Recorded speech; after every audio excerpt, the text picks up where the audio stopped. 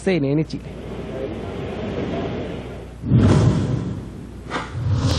Controversia, un amplio debate ha generado el fallo de la Corte Interamericana de Derechos Humanos, que ordenó dejar sin efecto las condenas por ley antiterrorista de 8 comuneros mapuches, por no respetar el principio de legalidad y la presunción de inocencia.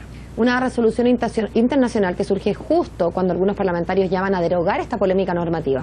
Queremos conversar más sobre este caso y para eso nos acompaña el defensor nacional, Georgi Schubert. ¿Lo dije bien? Sí.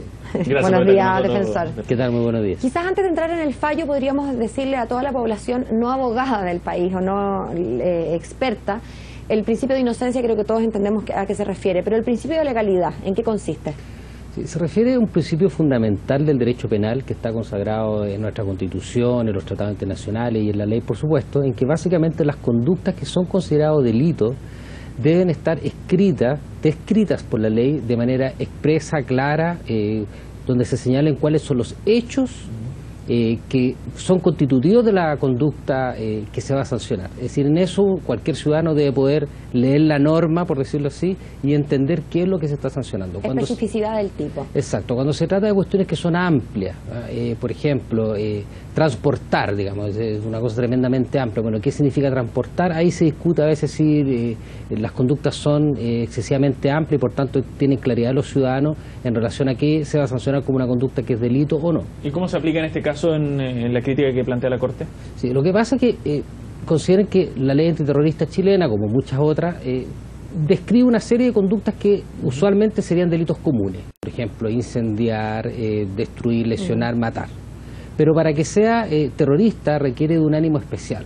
Entonces lo que señala la Corte básicamente en su sentencia dice, mire, la forma en la cual está descrita la ley antiterrorista chilena, principalmente porque en su reacción anterior tenía una presunción de responsabilidad, es extremadamente amplio. No tiene usted criterio cómo distinguir si aquí estamos frente a un delito común, un delito ordinario, o estamos frente a un delito terrorista. Y esa distinción, como no está clara en la ley, como no es fácil determinarse, dice, mira, aquí hay una infracción al principio de legalidad porque no está adecuadamente y precisamente escrita la conducta que se sanciona. Georgi, pero en lo concreto entonces lo que está pidiendo la Corte es que se deje sin efecto esa condena con el agregado de terrorista.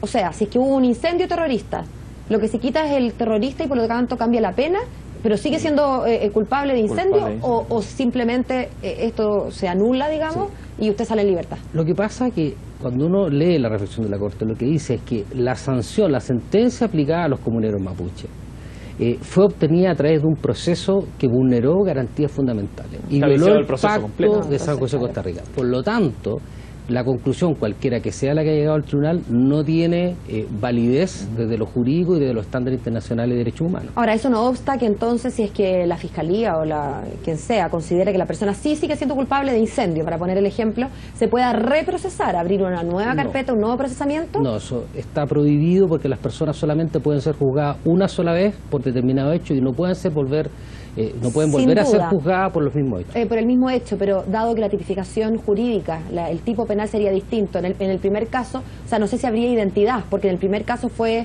por incendio terrorista y en este caso sería incendio a secas. Sí, o también opera la cosa juzgada. Pero la prohibición se refiere a que no puede ser juzgado dos veces por los mismos hechos. Estos serían los mismos hechos independientemente de la calificación jurídica. Por lo tanto, esto, digamos, zanja ese tema. Lo que se solicita es anular, dice, dejar sin efecto las sanciones que se aplicaron y por tanto estas personas deben ser consideradas inocentes para todos los efectos y también existe una reacción al fallo que se refiere a los aspectos administrativos, de la asistencia antecedente, dentro del registro civil, etcétera. O sea, todos los efectos de esa sentencia condenatoria deben dejarse sin efecto. Defensor, primero fueron las críticas de la ONU a la ley antiterrorista, ahora este fallo de la Corte Interamericana, todo parece indicar que le quedan los días contados a la ley antiterrorista. No sé si usted coincide con aquello, ¿es necesario derogarla, cambiarla? ¿Hacia dónde debería apuntar? En general, todos los estados democráticos tienen legislaciones que sirven para combatir el terrorismo. Lo que es relevante es que esa legislación debe ser acorde con estándares internacionales. Y aquí nosotros hemos sostenido como Defensoría desde hace muchos años que hay un problema con la forma en la cual existe nuestra ley antiterrorista como está redactada, que no sería compatible con estándares internacionales. Eso lo hemos sostenido en diversos casos, desde este mismo que se conoció el año 2003. ¿Cuáles son esos problemas? Sí, lo que requiere nuestra legislación antiterrorista, yo creo que son principalmente dos problemas que detecta muy bien la Corte. Primero, no todas las conductas pueden ser tipificadas como terroristas. Es decir, por ejemplo, delitos vinculados a daños, atentados contra la propiedad, si no ponen en riesgo gravemente la vida de las personas, si no tienen la intención de matar a personas, no deben ser tipificados como terroristas. Y nuestra legislación antiterrorista precisamente contiene que existen tipos de daño contra la propiedad que pueden ser castigados de esa forma, acreditadas las demás circunstancias de la intencionalidad, etcétera. Bueno, ahí tenemos un problema. Creo que claramente con la tipificación es algo que se debe revisar. Se derogó la presunción en el año 2010, como sabemos, y eso ya es un avance. Perdón, pero según ese análisis, entonces, el atentado al metro no sería un acto terrorista. No, es que el atentado al metro podría ser, estamos hablando de manera abstracta, tipificado como terrorista, en tanto se considera que pudo poner en riesgo gravemente la integridad física de las personas o pudo matar personas. No quiere decir que efectivamente lo haya realizado, pero si tiene esa capacidad, de acuerdo a estándares internacionales, puede ser sancionado como terrorista y también de acuerdo a nuestra legislación particular. Pero, por ejemplo, y esto puede ser polémico, pero hoy día nuestra legislación antiterrorista señala que la quema de un vehículo o un camión, aunque no exista nadie en su interior ni nadie cerca, podría ser tipificado como terrorista. Y lo que hace la Corte Interamericana es decir, mire, de acuerdo a estándares internacionales, ese tipo de conducta usted debe revisarla. No le ordena al Estado chileno modificar la legislación en ese sentido, pero le pide sí que la revise, porque esa conducta no tiene la capacidad para poner en riesgo la vida o gravemente lesionar a las personas. Defensor, algo que llama la atención es que se abre toda esta polémica a propósito de un fallo internacional que digamos, acusa al Estado chileno de estas cosas, pero desde la Defensoría se han escuchado muchas voces, y por mucho tiempo, diciendo que en la Araucanía hay una persecución. ¿Por qué recién se hace cargo el Estado de Chile cuando llega desde afuera y no son escuchados ustedes como Defensoría? Porque obviamente esto es un debate jurídico y que no son fáciles. A veces este tipo de cosas tardan años, décadas, en que ciertos razonamientos vayan permeando el sistema judicial en su conjunto. Yo creo que efectivamente esta sentencia va a marcar, yo creo, el debate en muchos temas, no solo el tema de la legislación antiterrorista. Pero hay un tema que no quiero dejar pasar porque es muy relevante. Precisamente nosotros como Defensoría venimos sosteniendo durante muchísimos años que la utilización de testigos sin identidad no cumple con estándares internacionales de derechos humanos. Y hoy día se aplica en Chile no solo para la legislación antiterrorista, también se aplica en materia de ley de droga y también se aplica incluso en delitos comunes. O sea, no tiene el carácter excepcional que debería tener. No tiene carácter excepcional, no existen resguardos o controles judiciales a la necesidad de aplicar esto, que debe ser excepcional, debe ser proporcional, debe ser absolutamente necesario, pero además deben existir salvaguardas para la defensa cuando se pretende utilizar estos testigos. Entre esas salvaguardas, que no puede ser el fundamento principal para condenar a una persona, utilizar un testigo cuya identidad no se conoce. Entonces, este debate sigue abierto. No solamente se trata de la legislación antiterrorista o los temas vinculados al conflicto mapuche. Exacto, un tema bastante más profundo con el derecho a defensa que está ahí señalado, y ahí sí la Corte le dice a Chile que debe regular cómo utiliza los testigos sin identidad para cumplir con todos estos estándares. Insisto, cosa que ustedes han dicho hace mucho tiempo. Me pregunto si acaso el hecho de que la Defensoría Penal Pública no tenga el carácter independiente que tiene su contraparte, la Fiscalía, ¿no?, el Ministerio Público, no es en parte lo que explica el poco eco que han tenido las críticas desde adentro. La dependencia del Ministerio de Justicia. Sí, yo creo que no, porque si bien el Ministerio Público, por ejemplo, precisamente usted señala que tiene autonomía constitucional, no por eso sus alegaciones o argumentos son más escuchados. Lo que pasa es que precisamente frente a este conflicto, a esta tensión permanente entre perseguir el delito y proteger las garantías del individuo, la garantía de defensa, normalmente esa tensión va en perjuicio de la defensa de los derechos y las garantías de los individuos. Pero esa tensión no hace necesario que ambos polos que están en esta tensión sean equivalentes en términos de autonomía. Por ejemplo, hay una asimetría muy potente ahí. Exacto. Lo que quiero decir es que si bien nosotros consideramos que la Defensoría debería transformarse en un organismo autónomo, ese solo hecho no va a solucionar este problema, porque es una tensión en todos los estados.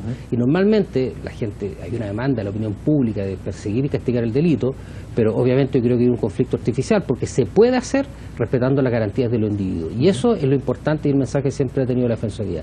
Pero además este fallo, como digo, creo que va a ser discutido y comentado durante muchos años probablemente, porque también se refiere a estándares sobre prisión preventiva, a la situación situación de los condenados cuando se le aparta de su familia. Así que el debate creo que recién comienza en torno a esto. Ahora, defensor, usted hace unos meses decía que había que aplicar mayores controles a los fiscales también. ¿A qué se refiere con aquello? Una crítica directa a su actual, pero ¿en qué sentido en particular? Sí, yo no estoy hablando de controles de gestión o patrimoniales u otros que de repente han estado en el debate. A mí lo que me interesa son los controles jurídicos. Entonces, por ejemplo, lo que pasaba con los testigos sin identidad es que la Fiscalía decidía cuándo utilizar esta figura de testigos sin identidad y nosotros no teníamos manera de controlar si efectivamente estos testigos eran pagados, si estos testigos tenían condenas anteriores por otros delitos, qué interés tenían en declarar, si tenían enemistad con nuestros representados, y en esto no teníamos forma de controlarlo. Y por ejemplo hay un tema en que ya hemos conocido a través de diversas noticias que han existido testigos sin identidad que la verdad que no tienen ninguna credibilidad. O sea, luego cuando se ha conocido su identidad, todos dicen, no, esta persona nunca trabajó para mí, no tengo idea, yo no la conozco. Entonces eso da cuenta del problema que está detrás cuando faltan controles. Cuando faltan controles, falta transparencia que debe existir en un juicio para que todos los individuos, los ciudadanos, nos sintamos seguros. Entonces, ese tipo de controles creo que son deficientes hoy en día, y lo que hace la Corte a propósito de los testigos sin identidad es precisamente poner esto sobre el tapete. Y ahora una cuestión también más de fondo. Se dice, bueno, ¿este fallo es obligatorio o no es obligatorio? Por supuesto que es obligatorio. Sí, claro.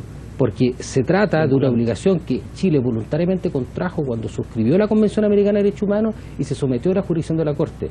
Y es importante debatir esto en Chile porque normalmente existe un desconocimiento de lo que pasa en materia de justicia internacional, justicia interamericana de los derechos humanos, y la verdad que hay una especie de negación. Y todavía se dice, bueno, ¿pero qué viene esta gente desde Costa Rica a meterse en nuestro asunto interno? Bueno, esa es la situación de los estándares internacionales de derechos humanos hoy. Y por lo tanto hoy día Chile, por ejemplo, debería estar pensando en una legislación para precisamente hacer efectivo el cumplimiento de esta sentencia. Ahora se produce un debate sobre cómo vamos a cumplir. ¿Cómo se va a hacer en la práctica? Porque no se abordaba aguadamente antes ese debate. Defensor, pues, gracias por haber venido a CNN Chile. Muy amable. Que tenga un buen día. Buenos días por usted. Vamos a cambiar de tema. Les contamos que el complejo Juan Pinto Durán va a cerrar sus puertas. El tradicional recinto habilitado para